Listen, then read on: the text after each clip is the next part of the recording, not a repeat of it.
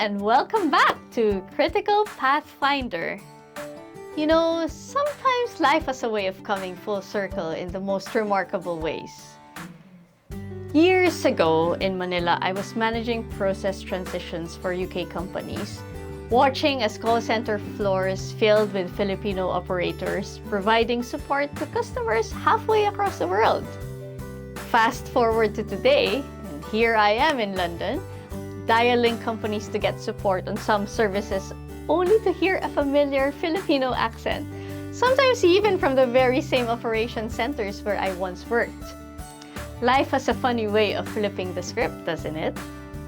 This journey from managing UK to Philippines transitions to becoming a UK-based professional myself has given me a unique perspective on business innovation and transformation. It's this perspective that I'll be sharing at Regents University London with undergraduate students. And today, I want to share it with you too. What would you measure? Perfect, yes. You measure the speed of something, put it out quickly, you get feedback.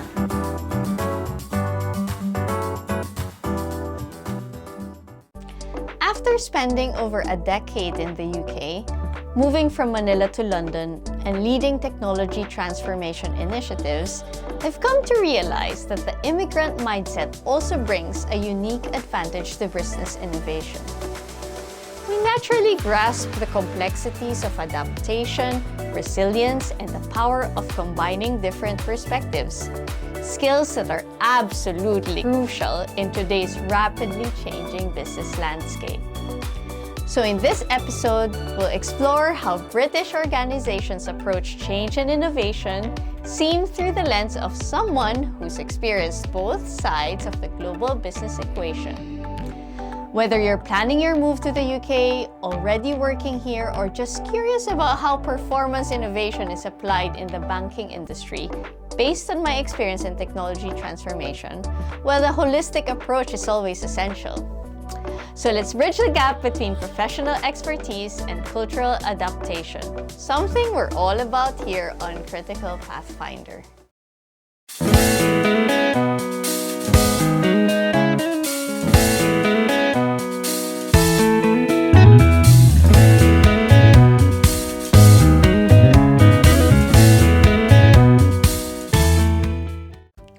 Speaking of bridging gaps, there's another critical gap I've observed throughout my journey in technology transformation, one that affects organizations worldwide, regardless of their location or industry.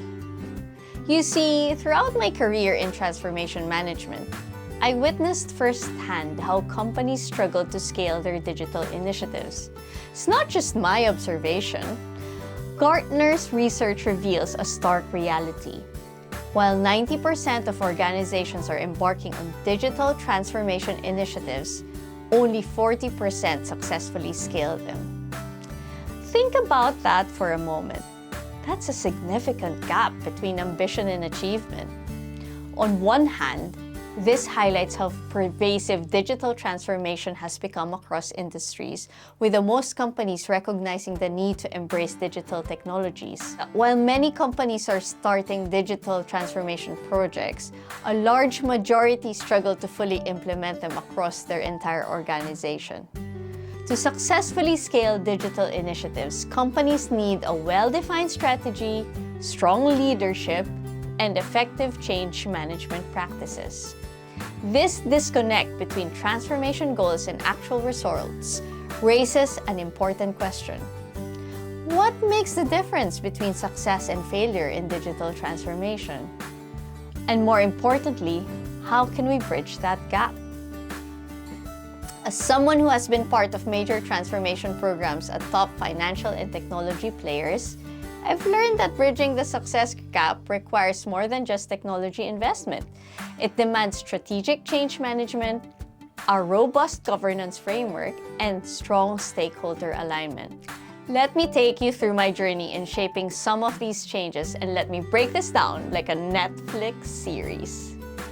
Season 1, The Global Shift. Think of it like setting up a worldwide team in a multiplayer game. Banks were like, How can we work better together across the world? My journey started in what I call the process transformation era. This was when banks and other organizations I've worked for during this time were focused on operational efficiency and cost optimization. We were moving processes globally, setting up shared service centers, and standardizing operations. Then came season 2, the digital revolution. Remember when we switched from regular TV to Netflix? Well, banks were going through something similar.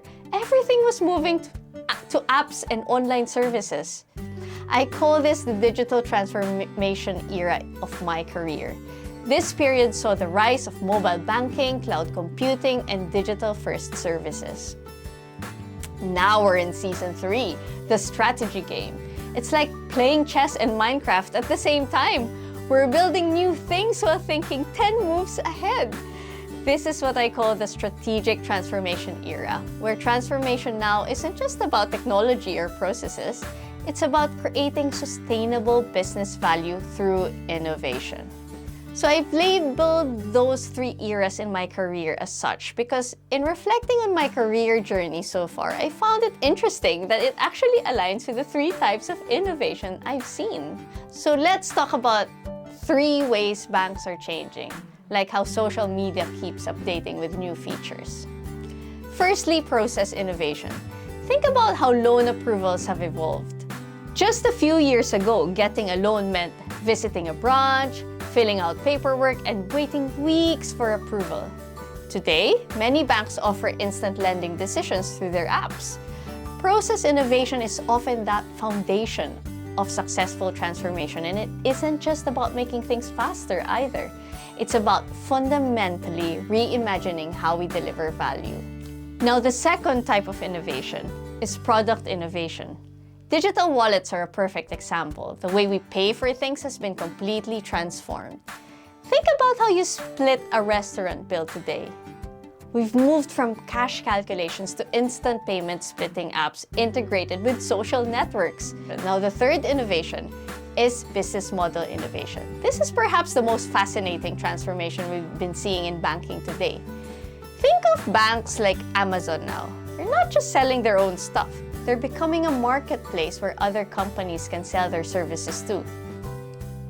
Let me dive deeper into this by talking about how banks make money. And I'll use something you probably use daily, your smartphones.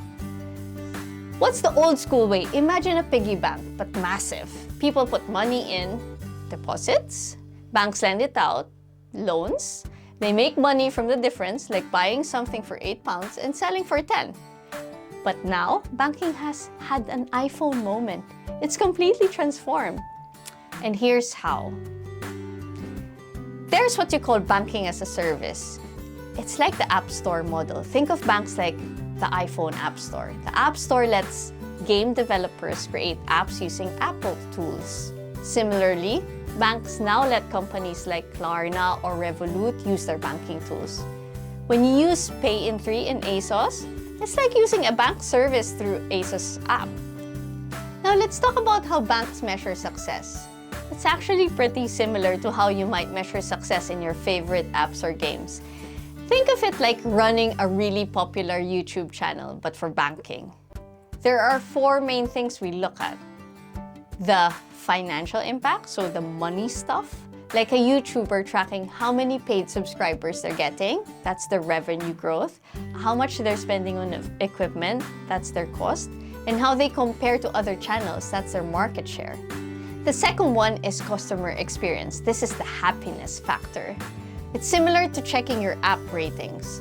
Star ratings on the App Store, for example, provide satisfaction scores, how many people download and keep using your app, that's the adoption and retention, and those "how did we do" surveys you get after using Uber, for example.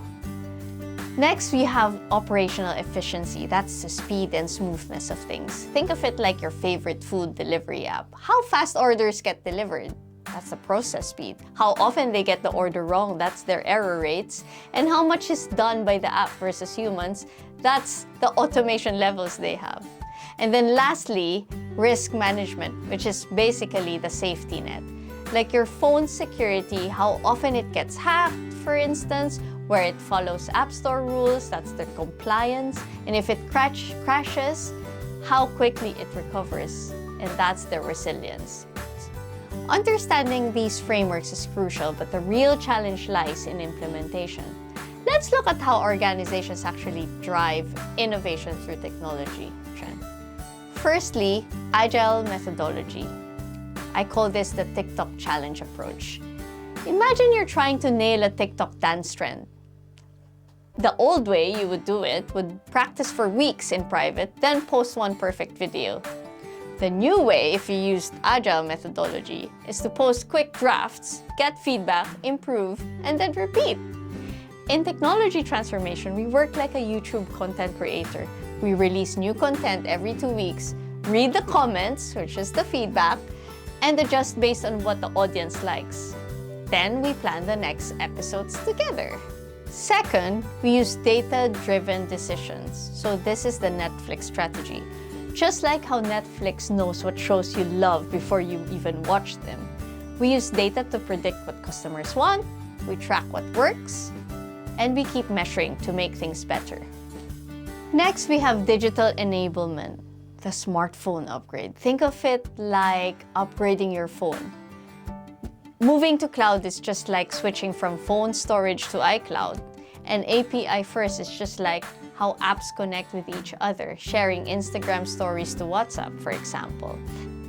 The last quadrant I have is change management, and that's the social media platform upgrade. Remember when Instagram changed its layout and everyone freaked out? That's why we need clear announcements like app update notes, tutorial videos like the how-tos, help centers like FAQs, and time to adjust like when you're getting used to a new phone. Now, the balancing act is that it's like being a successful content creator. You follow the platform rules, that's governance. You avoid controversial content, that's risk management. You meet community guidelines, that's regulatory compliance, and keeping followers happy, that's customers' trust. So something fascinating about transformation is that its challenges evolve with technology, but the fundamental principles remain constant. In the process and efficiency era that I talked about earlier, we faced human and cultural challenges. During the digital era, we dealt with resource and system complexities. Now, in the strategic era, we're tackling ecosystem-wide transformation. What's particularly interesting is how each era built upon the lessons of the previous one. The process discipline from the efficiency era helped manage technical transformations, while both experiences now inform our strategic approach to transformation. Let me ask you, if you designed your dream banking app, what features would you include? How would you make it different from today's apps? What problems would it solve? As you sketch what you think banking will look like in 2030, think about customer experience, technology usage, business models, and security measures that will need to be implemented. These trends create exciting opportunities, especially for those of you looking to start a career in banking or similar industries. The most valuable skills will be data analysis capabilities, business process understanding, change management expertise, technical awareness, and stakeholder management. So before I end, let me leave you with this thought. The future of business performance isn't just about technology. It's about how we use technology to create value, solve problems, and improve lives. Here's what I've learned from my journey from Manila to London. Change is like a software update. Sometimes annoying, but usually makes things better. Different perspectives, like having multiple camera angles, they help you see the full picture, right? The future needs people who can both use and understand technology. Remember, just like how you probably can't imagine life without smartphones now, the banking changes we're making today will become your normal tomorrow. You might even be the ones leading these changes in a few years. The coolest part? Whether you're interested in technology, business, or just making things better for people, there's a place for you in this future. Thank you for letting me share my journey with you. And remember, Just like how I went from Manila to London, your path might take unexpected turns, but that's where the best stories come from. If you've found value in these insights, don't forget to like, subscribe, and share your own experiences in the comments below. Until next time, keep bridging those gaps and driving positive change wherever you are in your journey. Bye now!